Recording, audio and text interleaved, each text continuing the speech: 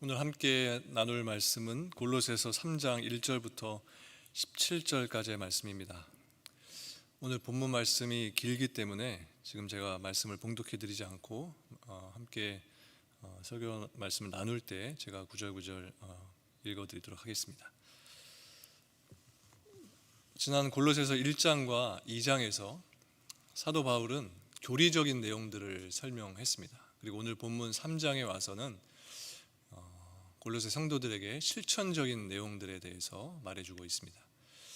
바울은 먼저 3장 앞부분에서 그리스도인들이 버려야 할 옛사람의 습성, 그것이 무엇인지에 대해서 말합니다.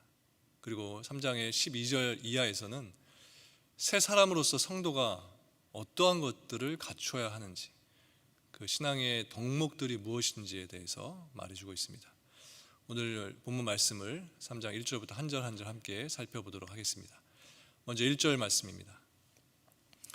그러므로 너희가 그리스도와 함께 다시 살리심을 받았으면 위의 것을 찾으라. 거기는 그리스도께서 하나님 우편에 앉아 계시느니라.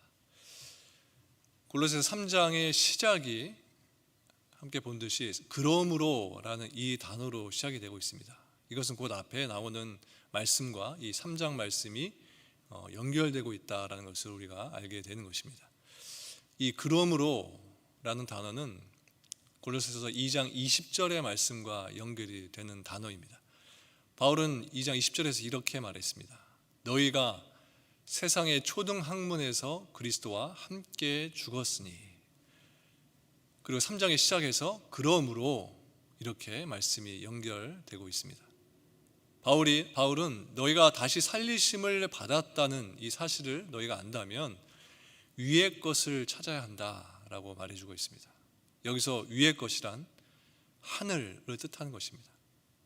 그래서 바울은 지금 성도들이 살아가야 하는 그 목표, 또 성도들이 바라봐야 할 그 방향, 그것이 어디인지에 대해서 지금 바울이 말하고 있는 겁니다. 그 방향은 바로 위쪽이다, 바로 하늘이다, 이렇게 말하면서 너희들은 위의 것을 간절하게 찾아야 한다, 이렇게 성도들에게 권면하고 있습니다. 물론 여기서 말하는 위의 것이란 1절 하반절에 말씀하고 있는 예수 그리스도를 가리킨다고 할 수 있습니다. 당시 골로새 교회는 여러 이단들의 공격으로 인해서 성도들이 신앙적인 위협을 받고 있었습니다. 그래서 바울은 이렇게 위협과 또 위기의 상황 속에 있었던 골로새 성도들에게 이렇게 말한 것입니다. 여러분 위의 것을 찾으십시오. 여러분 예수 그리스도를 찾으십시오. 영적인 소경이 되어서 무엇이 진리인지 모르고 흔들리고 있는 그곳에 있던 골로새 성도들에게 너희의 어두운 눈을 밝혀주실 빛 대신 주님을 바라보고 또 그분을 찾으라, 이렇게 바울은 외친 것입니다. 여러분도 혹시 코로나로 인해서 지난 1년 동안 신앙적으로 많은 유혹에 빠지지는 않으셨습니까? 우리들이 지금 비진리된 것들에 빠져서 복음으로부터 점점 멀어지고 있는 것은 아닌지 생각해 보게 됩니다. 바울은 신앙적으로 흔들리고 있는 골로새 성도들에게 너희들이 그 상황에서 벗어나려면 바로 위의 것을 찾아야 한다, 이렇게 말하고 있는 것입니다.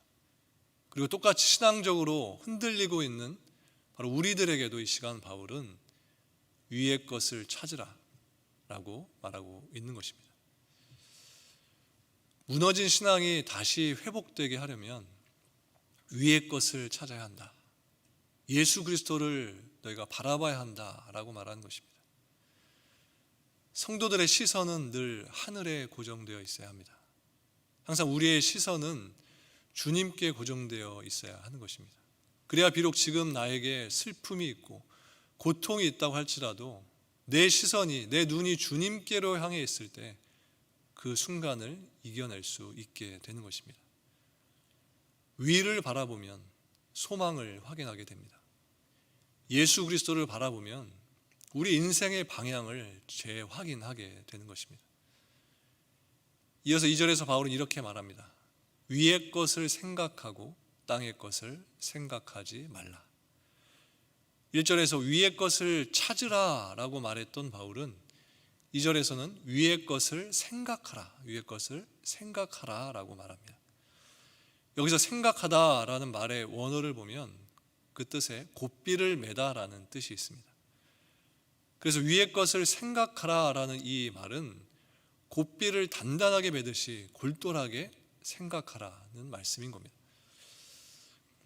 우리가 무엇을 생각하느냐 하는 것은 매우 중요한 문제입니다. 왜냐하면 인간의 모든 감정 또 행동은 우리가 하는 생각에 의해서 통제를 받기 때문입니다. 그래서 바울은 골로새 성도들이 무엇을 생각해야 되고 또 그들이 무엇을 생각해서는 안 되는지에 대해서, 이 점에 대해서 강조하고 있는 것입니다. 또 바울은 땅의 것을 생각하지 말라라고 했습니다. 여기서 바울이 말한 땅의 것이란 뒷부분 5절에 나오는 음란과 부정과 사욕과 같은 것들입니다. 우리가 이러한 것들에 빠져서 살게 되면 우리는 하나님을 바라보지 못하게 되고 하나님으로부터 점점 멀어지게 된다는 것입니다. 무엇을 생각하느냐, 어떤 것을 생각하느냐가 성도들에게 있어서 아주 중요한 것입니다. 우리가 세상의 것들을 생각하면서 그것에 빠져서 살게 되면 우리는 세상에 묶일 수밖에 없습니다. 그래서 바울은 우리들에게 이 세상의 것들을 생각하지 말라라고 이렇게 단호하게 말하고 있는 것입니다. 내 생각이 주님의 생각으로 채워지지 못하고 세상의 것들로 채워지게 되면 우리에게 나타나는 첫 번째 현상은 바로 골로새 성도들과 같이 우리의 신앙이 흔들리게 된다는 것입니다. 지금껏 우리가 수십 년 동안 신앙생활을 해왔다고 해도 땅을 바라보고 이 세상을 더 많이 생각하면서 살고 있다면 우리의 신앙은 모래 위에 지은 집과 같이 한순간에 무너질 수밖에 없는 것입니다. 그래서 바울은 무너지기 일보 직전에 있었던 골로새 성도들에게 처방을 내려준 것입니다. 너희들이 신앙을 지키기 위해서는, 또 교회가 견고하게 서 있기 위해서는 너희들의 생각을 나에 대한 생각으로 채워야 한다는 것입니다. 또 본문 3절과 4절에 보면 이렇게 말합니다. 이는 너희가 죽었고 너희 생명이 그리스도와 함께 하나님 안에 감추어졌습니다. 우리 생명이신 그리스도께서 나타나실 그때에 너희도 그와 함께 영광 중에 나타나리라. 여기 3절과 4절에 보면 사도 바울은 성도들의 과거, 현재, 그리고 미래의 상태에 대해서 말하고 있습니다.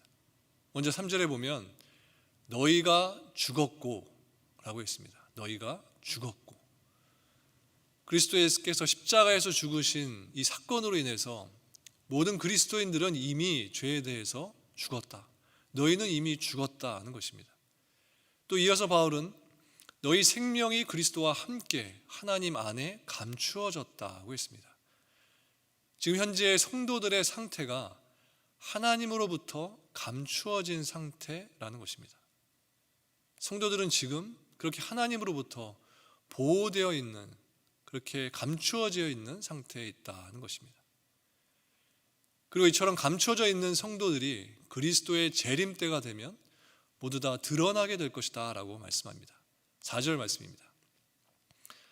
우리 생명이신 그리스도께서 나타나실 그때에 너희도 그와 함께 영광 중에 나타나리라. 그리스도의 재림의 날에 그리스도의 영광만이 아니라 감추어져 있던 성도들의 영광까지도 그날에 함께 드러나게 된다 말씀합니다. 이것이 우리 성도들의 과거와 현재와 또 미래의 모습이라는 것입니다. 죄로 인해서 이미 죽었지만 지금 우리는 하나님 안에서 감추어져서 하나님으로부터 보호를 받고 있습니다. 그리고 이제 우리들은 재림의 주님과 함께 영광 중에 나타날 그 주님과 함께 우리 또한 함께 영광 중에 드러나게 된다는 것입니다. 바울은 골로새 성도들이 바로 이러한 하나님의 사랑 가운데 있다라는 것을 상기시켜 주고 있는 것입니다.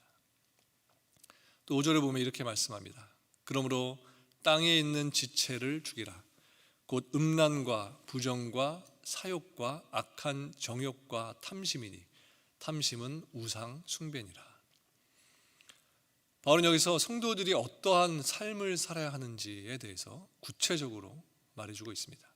그런데 흥미로운 점은 사도 바울은 위의 것을 찾기 위해서 가장 먼저 해야 할 일로 우리 안에 있는 것들을 죽여야 한다, 이 점을 먼저 강조하고 있다는 것입니다. 즉 우리가 성도로서 그리스도를 바라보는 데 있어서 가장 장애가 되는 것은 핍박과 같은 이런 외적인 요인이 아니라 정욕과 탐심과 같은 바로 우리의 내면에 있는 것들이라는 것입니다. 바울은 바로 이러한 것들을 먼저 죽이는 것이 급선무다라고 말하고 있습니다. 그런데 이것은 단지 바울의 추상적인 말이 아니라 자신이 직접 체험한 것을 가지고 말하고 있는 것입니다. 바울은 로마서 7장에 보면 자신 안에 있는 두 개의 법이 계속해서 치열한 싸움을 하고 있다라고 고백했습니다. 즉 새롭게 된 자신의 속사람은 하늘을 향해 가고자 하지만 또 다른 법인 옛사람의 본성이 자신을 계속해서 잡아서 끌어내린다는 것입니다. 우리 안에 있는 정욕과 탐심과 같은 것들이 하늘을 향해 가고자 하는 우리 성도들의 그 발목을 잡아서 끌어내린다는 것입니다. 그래서 바울은 우리 안에 있는 이것들을 먼저 죽이라라고 말하고 있는 것입니다. 7절과 8절 말씀을 보겠습니다. 너희도 전에 그 가운데 살 때에는 그 가운데서 행하였으나 이제는 너희가 이 모든 것을 벗어버리라. 곧 분함과 노여움과 악의와 비방과 너희 입에 부끄러운 말이라. 바로 먼저 7절에서 너희가 과거에는 이러했었지만 8절에서 이제는 이래야 한다 라고 말하면서 그들이 그리스도인으로서 이제 어떤 자세를 가져야 하는지에 대해서 말씀해 주고 있습니다. 7절에 보면 바울은 너희가 전에는 죄 가운데 살았지만 8절에서 이제는 모든 것을 벗어버려야 한다라고 했습니다. 여기서 모든 것이란 그들이 과거에 하나님을 모르고 살았을 때 가졌던 그들의 삶의 방식을 가리키는 것입니다. 전에는 죄 가운데 빠져서 살았지만 너희가 그리스도 안에서 새 사람이 되었기 때문에 이제는 그에 맞는 삶의 방식과 습관을 가지고 살아야 한다는 것입니다. 하나님 없이 살던 사람들은 모두 살아있는 것 같지만 영적인 면에서 볼 때에는 모두가 죽은 사람들입니다. 그들은 모두 영적으로 병든 사람들입니다. 그렇게 말할 수 있는 것입니다. 그렇다면 이전에 그들이 입고 있었던 옷은 죽은 사람들이 입는 수의이고 환자들이 입는 환자복일 수밖에 없는 것입니다. 하지만 이제 그리스도의 은혜로 새롭게 된 사람들은 과거에 입었던 수의와 환자복을 모두 다 벗어버려야 하는 것입니다. 누가복음 4장 18절과 19절에 보면 이렇게 말씀합니다. 주의 성령이 내게 임하셨으니 이는 가난한 자에게 복음을 전하게 하시려고 내게 기름을 부으시고 나를 보내사 포로된 자에게 자유를, 눈먼 자에게 다시 보게 함을 전파하며 눌린 자를 자유롭게 하고 주의 은혜의 해를 전파하게 하려 하심이라 하였더라. 여러분, 이 말씀과 같이 과거에 우리가 주님을 만나기 전에는 눈먼 자였고 듣지 못하는 자였고 또 고통 가운데 있던 자들이었습니다. 그런데 우리가 주님의 은혜로 고침을 받고 자유를 누리게 된 것입니다. 그렇기 때문에 이제 우리는 과거에 입었던 수의와 환자복을 벗어버리고 주님께서 입혀주시는 새 옷으로 갈아입어야 하는 것입니다. 그런데 간혹 성도들 중에는 하나님의 은혜로 새로운 옷을 받았음에도 불구하고 여전히 예전에 입었던 누더기 같은 옷들을 걸치고 다니는 사람들이 있습니다. 그 사람들은 하나님을 믿는다고 하지만 여전히 그들의 생각과 마음이 세상을 향해 있는 것입니다. 그리고 과거의 습관과 행동에 그대로 머물러 있는 것입니다. 이것은 마치 치료가 다 끝나서 병원에서 퇴원을 했는데도 계속해서 환자복을 입고 거리를 돌아다니는 사람과도 같은 것입니다. 8절 말씀에 보면 벗어버리라고 했습니다. 그리고 9절에도 보면 옛사람과 그 행위를 벗어버리고 라고 했습니다. 바울은 옛사람을 벗어버리고 또 옛사람의 행위를 벗어버리라고 했습니다. 과거의 나를 잊고 과거의 나의 모든 모습들을 버리라 하는 것입니다. 먼저 이러한 것들을 너희가 버려야 한다는 것입니다. 그리고 바울은 10절에서 옛사람의 옷을 벗고 어떤 옷을 입게 되었는지에 대해서 말하고 있습니다. 10절 말씀입니다. 새 사람을 입었으니 이는 자기를 창조하신 이의 형상을 따라 지식에까지 새롭게 하심을 입은 자니라. 여기 보면 바울은 성도들이 새 사람을 입은 자들이 되었다고 말하고 있습니다. 여기 새 사람이라는 말을 원문에 보면 어린 또는 최근에 태어난 이라는 뜻이 있습니다. 즉 본문에서 새 사람이 되었다라는 것은 영적인 갓난아기로 다시 태어났다라는 것입니다. 갓난아기에게는 성장이 있어야 되고 또 성숙이 있어야 합니다. 그래서 바울은 10절에 보면 이러한 성장과 성숙을 위해서 하나님의 형상을 따라야 한다라고 말하고 있는 것입니다. 창세기를 보면 하나님께서는 동물과 식물을 지으실 때 그 종류대로 지으셨다라고 하셨습니다. 그런데 인간을 창조하실 때에는 하나님의 형상을 따라서 지으셨다라고 말씀했습니다. 즉 인간은 다른 창조물들과는 다르게 하나님의 형상을 따라서 지음을 받은 그런 아주 특별한 존재라는 것입니다. 이처럼 하나님께서는 하나님의 형상을 따라서 인간을 창조하셨는데 인간들이 그만 타락을 해서 이 하나님의 형상을 상실하게 된 것입니다. 그렇기 때문에 바울은 이러한 잃어버린 하나님의 형상, 이 형상을 회복하는 것이 성도들이 가져야 되는 그런 궁극적인 목표다라는 것을 말하고 있는 것입니다. 그렇다면 우리는 어느 정도까지 하나님의 형상을 따라야 하는 것일까요? 10절 말씀에 보면 사도 바울은 지식에까지 새롭게 되어야 한다라고 말하고 있습니다. 여기서 지식이란 단순히 세상적인 지식이 아니라 하나님을 아는 지식을 말하는 것입니다. 그리고 더 나아가서는 하나님과의 깊은 교제를 통해서 삶의 모습까지도 하나님을 닮는 것, 이것을 의미하는 것입니다. 그리스도인이 된다는 것은 단순히 교회에 출석하는 교인이 된다는 것을 가리키는 것이 아니라 철저하게 변화되어서 하나님의 모습처럼 거룩하게 된다라는 것을 의미합니다. 바로 제자가 되는 것을 말하는 것입니다. 신앙생활 하면서 주님의 제자로서의 삶을 사는 분들을 보게 되면 그분들의 삶을 통해 하나님께서 얼마나 기뻐하실까를 생각해 보게 됩니다. 또 어떤 분들을 볼 때 그분들의 모습에서 예수님의 모습이 보여지게 되면 그것을 보시는 하나님 아버지의 마음이 얼마나 뿌듯하실까를 생각해 보게 됩니다. 여러분, 주님을 닮지 않았는데 그 사람을 주님의 사람이라고 말할 수 있을까요? 그 사람을 성도라고 또 제자라고 말할 수 있을까요?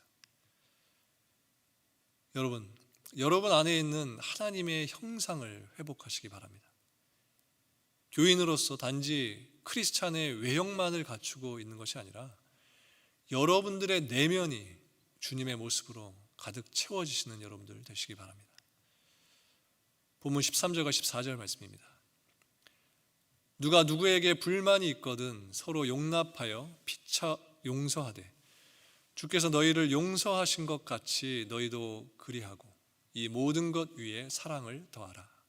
이는 온전하게 매는 띠니라. 여기 말씀에서 바울은 그리스도인이라면 당연히 용서하면서 살아야 하지만 누구나 하는 그런 용서가 아니라 주님께서 보여주신 것과 같은 그런 용서를 해야 된다라고 말하고 있습니다. 여러분, 세상에서는 용서에 대해서 두 가지로 말을 합니다. 하나는 용서하고 잊으라, forgive and forget입니다. 그리고 또 하나는 용서는 하되 잊지 말라입니다. Forgive but not forget. 먼저 용서하고 잊으라라는 말은 용서했다고 하면서 그것을 계속해서 마음에 두고 있으면 그것은 용서가 아니기 때문에 용서했다면 모두 잊어버려야 한다라는 것입니다. 그리고 용서는 하되 잊지 말라라는 말은 용서는 하되 그 교훈만큼은 절대 잊어서는 안 된다는 것입니다. 사실 이러한 용서를 실천하는 것도 보통 사람들에게는 쉽지 않은 일입니다. 그런데 바울은 이것 이상의 용서를 우리들에게 요구하는 것입니다. 즉 용서를 하고 있는 정도가 아니라 여기에 사랑까지 더해야 한다라고 말하고 있습니다. 이것은 성경 전체의 가르침이기도 합니다. 사도 바울은 로마서 12장 20절에 보면 이렇게 말씀합니다. 내 원수가 줄이거든 먹이고 목마르거든 마시게 하라. 원수의 잘못을 용서해주고 돌아서는 그런 정도가 아니라 그 사람의 불쌍한 처지까지도 끝까지 돌봐줘야 한다는 것입니다. 왜냐하면 그리스도께서, 우리 예수님께서 바로 우리들을 그렇게 사랑해 주셨고 또 그렇게 용서해 주셨기 때문이라는 것입니다. 또 바울은 보면 14절에 보면 사랑을 더하는 것이 온전하게 매는 띠라고 말합니다. 팔레스틴 지역에서는 옷을 입고 그 옷을 몸에 밀착시키기 위해서 이 띠를 사용했습니다. 우리나라의 전통 한복처럼 끈으로 몸에 옷을 고정시키는 것입니다. 따라서 옷을 입고 끈을 묶지 않으면 그 옷은 옷으로의 역할을 제대로 하지 못한 것이 됩니다. 모든 옷 위에 띠를 묶어야만, 띠를 띄어야만 비로소 온전한 의복의 형태를 갖추게 된다는 것입니다. 이러한 띠와 마찬가지로 사랑의 띠를 매지 않으면, 그 안에 사랑이 포함되어 있지 않다면 아무런 소용이 없다는 것입니다. 바울은 이렇게 모든 것에 반드시 사랑이 기초되어야 한다라는 것을 말해주고 있는 것입니다. 또 15절 말씀입니다. 그리스도의 평강이 너희 마음을 주장하게 하라. 너희는 평강을 위하여 한 몸으로 부르심을 받았나니 너희는 또한 감사하는 자가 되라.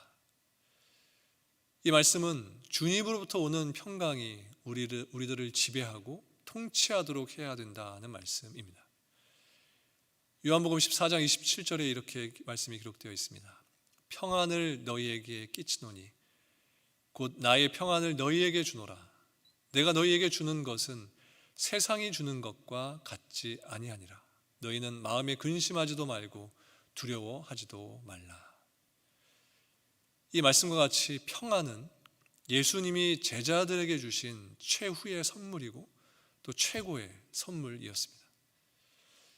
예수님께서는 제자들에게 세상에서 잘 살 수 있도록 그들에게 명예를 주시고 권력을 주시고 또 그들에게 재물을 주신 것이 아니었습니다.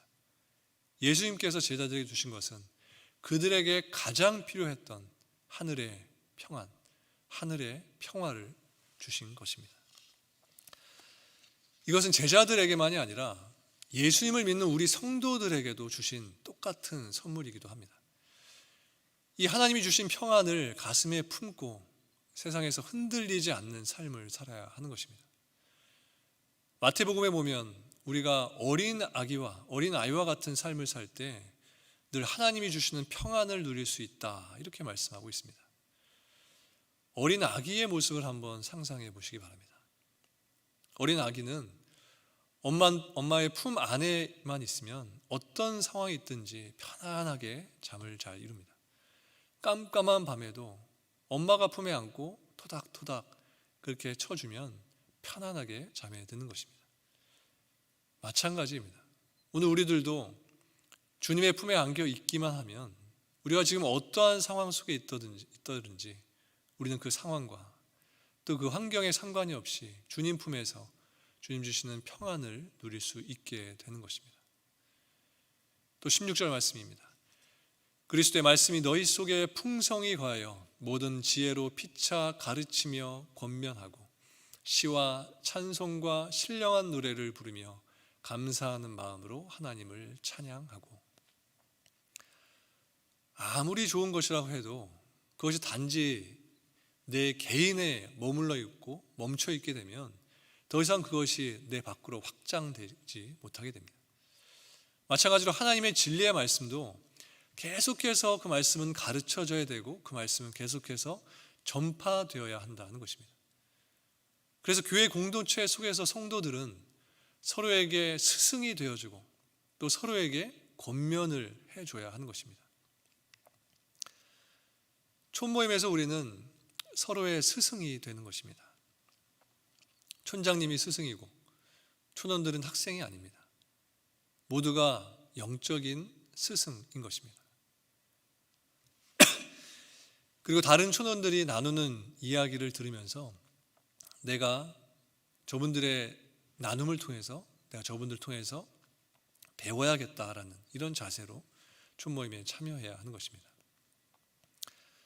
또 그것으로 멈추는 것이 아니라 16절에 나오는 말씀과 같이 받은 은혜를 가지고 각자의 삶에서 하나님께 감사의 찬양을 올려드리는 것입니다. 이렇게 성도들의 열매는 여러분들의 삶에서 나타나게 되는 것입니다. 여러분들의 삶에 감사의 열매가 있게 되고 하나님을 찬양하는 열매가 맺어지게 된다는 것입니다. 17절 말씀입니다. 또 무엇을 하든지 말에나 일에나 다 주 예수의 이름으로 하고 그를 힘입어 하나님 아버지께 감사하라. 이 말씀은 성도들은 오직 그리스도의 영광을 위해서 살아야 한다는 말씀입니다. 하나님의 자녀들에게는 이 땅에 살면서 예수님의 이름이 드러나도록 살아야 하는 그런 책임이 모두에게 있다는 것입니다. 크리스찬들은 넌 크리스찬들에게 예수 그리스도를 보여주는 작은 예수들인 것입니다. 그렇기 때문에 성도들은 내 안에 역사하고 계시는 그리스도의 계획에 따라서 행동해야 하는 것입니다. 이것이 바로 17절에서 이야기하는 예수님의 이름으로 사는 삶인 것입니다. 우리가 모든 일을 예수님의 이름으로 해야 되는 이유는 성도들은 이미 십자가에서 죽은 존재들이기 때문입니다. 죽은 자에게 이름이 없듯이 엄밀한 의미에서 그리스도와 함께 십자가에서 죽은 우리 성도들에게는 이름이 없는 것입니다.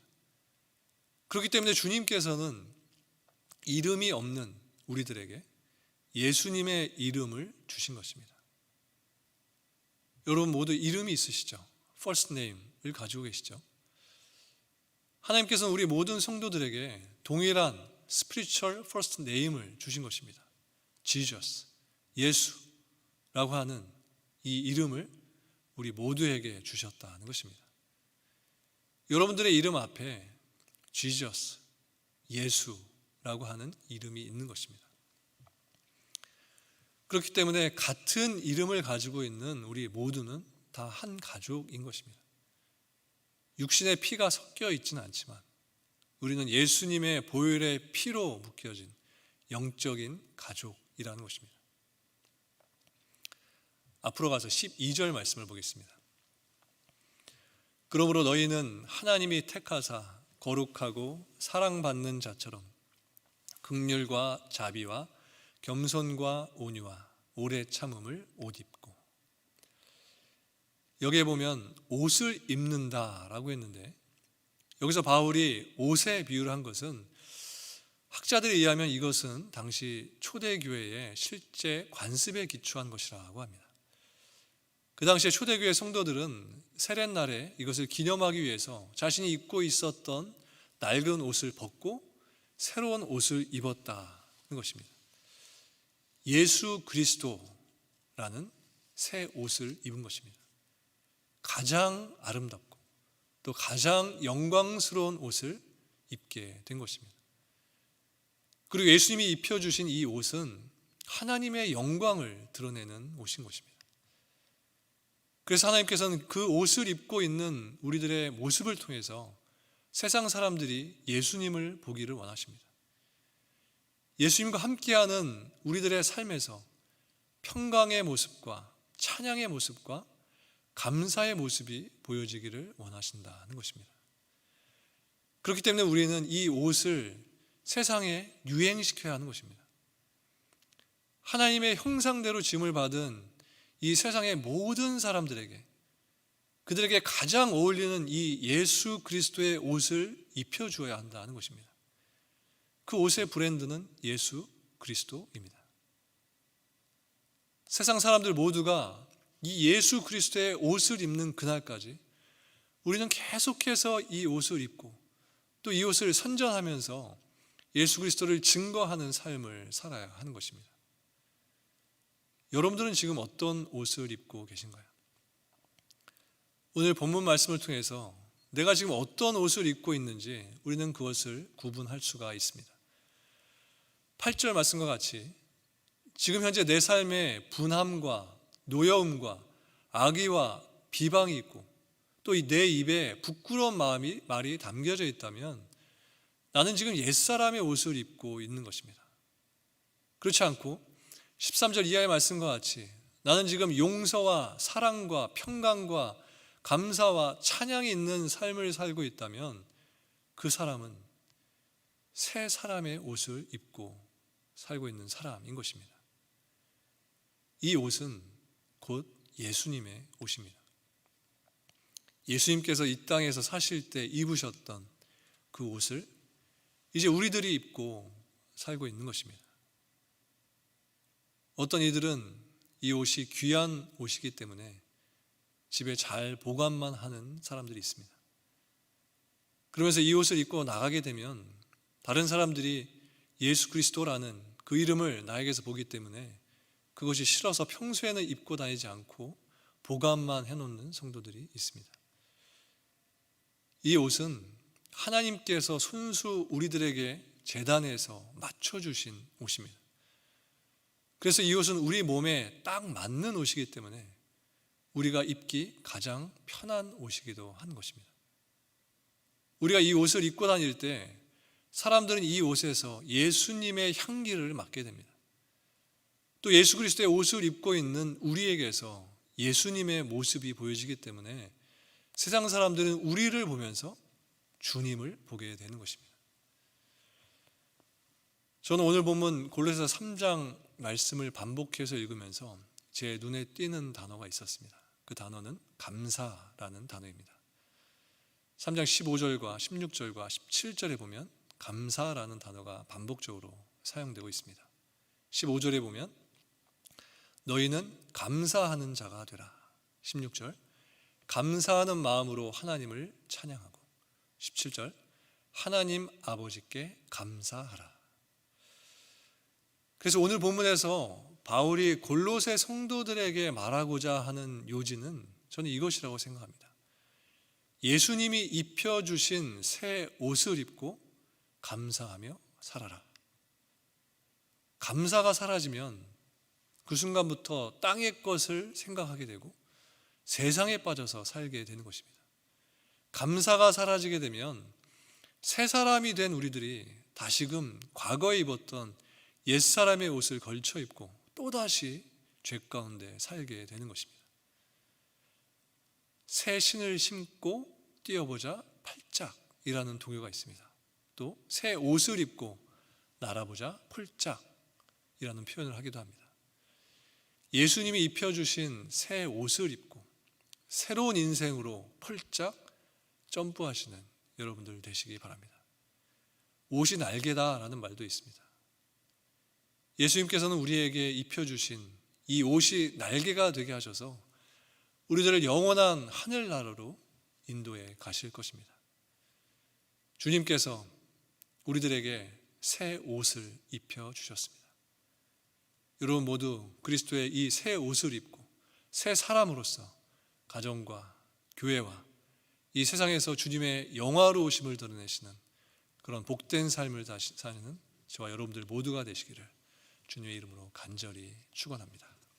기도하시겠습니다. 하나님, 죄로 죽었던 우리들을 예수 그리스도의 십자가의 은혜로 회복시켜 주시니 감사를 드립니다. 새 사람으로서 우리의 삶을 새롭게 시작하도록 인도해 주신 주님, 과거에 우리에게서 보여졌던 정욕과 탐심과 같은 더러운 모습들을 모두 버리게 해주시고 새로운 옷을 입고 주님과 같이 거룩한 삶을 사는 저희가 되게 해 주시옵소서.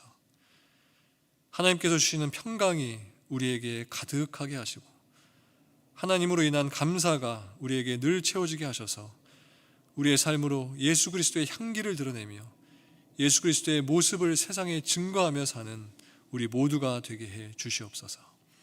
감사를 드리며 예수님의 이름으로 기도합니다.